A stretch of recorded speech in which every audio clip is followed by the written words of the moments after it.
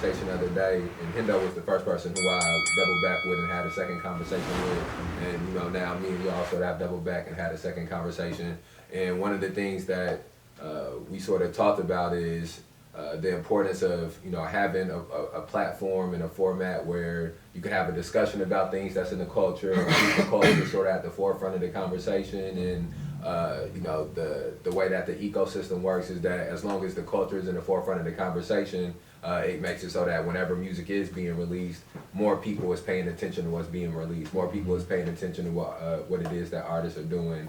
And that's, I think, one of the things that, is a sort of a hole in the culture here is that, it's a lot of people who record music, a lot of people who release music, a lot of people who dabble in the performances, but it's not a lot of times where you can find a forum where it can be a conversation held about the music, a conversation held about the culture and the different things that's going on in the culture.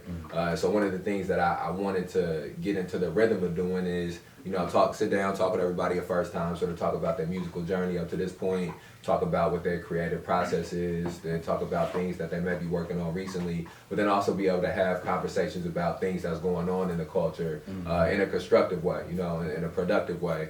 And y'all done been in the midst of some of the things that's going on in the culture, and some of the conversations. And I think that one of the things that I also too want to try to make sure to do, like when I very first started putting together the 815 Hip Hop Power Rankings, my idea was really to, it was me and a couple other my homies, but the idea was to do something similar to like NFL Power Rankings or NBA Power Rankings, where it's a week to week thing. So it's not necessarily nobody saying the first week of the season the power rankings ain't the same as what the 10th week of the season is, and you base it each one off of the weeks, similar to like a MVP ladder, where Shea may be at the top of the MVP ladder one week, and then Wemby might be at the top of the MVP ladder the next week. But what's beneficial about that is it keeps the conversation going about how how players is playing and how teams is playing, and it makes it so that you can have a more in-depth conversation, because music is a very subjective thing. But I think one of the things about music that is not necessarily subjective is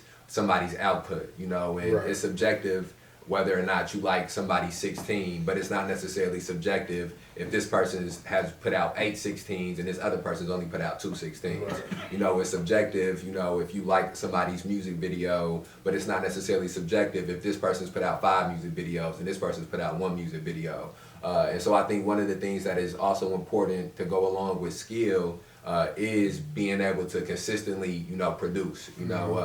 They talk about in sports, the best ability is availability. And there's a lot of artists in the city who are talented, a lot of artists in the city that's skilled, but they're not necessarily constantly putting things out. They're not necessarily constantly, performing or constantly, creating and making an avenue be possible for people to consume what it is that they're doing. And to me, one of the things that is important is rewarding an artist that's constantly working, rewarding an artist that figure out a way to push a single, or rewarding an artist that figure out a way to push a mixtape, or figure out a way to push a music video. And I think that as whenever somebody's doing that, it really helps the culture as a whole, because now people paying more attention to music that's being released. Now people paying more attention to music videos that's being released.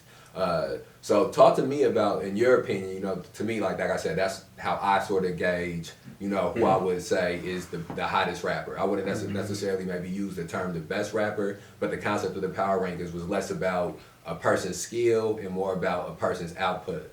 So when we was doing it, I put out a list in like 2020. Part of the criteria of the list was, the skill and lyrics and flow, but also part of the criteria was, work that's being put in. If you got one song and you rap really good on one song, and maybe you rap at a 9 on this song, and somebody else rap at a 7, but they put out 10 songs, like, I view them as further than you. They doing more than you. I have more access to what it is that they making, especially living in the digital era where, you put out something and people got a real short attention span. So the way that you can really keep people's attention or keep people invested in what you're doing is to consistently be doing something for them to be invested in.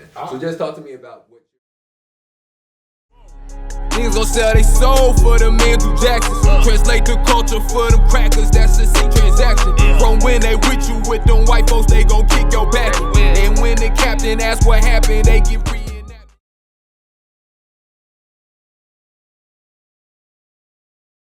Somebody call up the president. I got some shit that you can't use a weapon with. My verses got rappers jumping out their bodies, look like I'm performing an exorcist. I used to put VPNs on all my phones so the police can't track all my messages. My cousin just sent me a pack so heavy it feel like a midget has slept in it.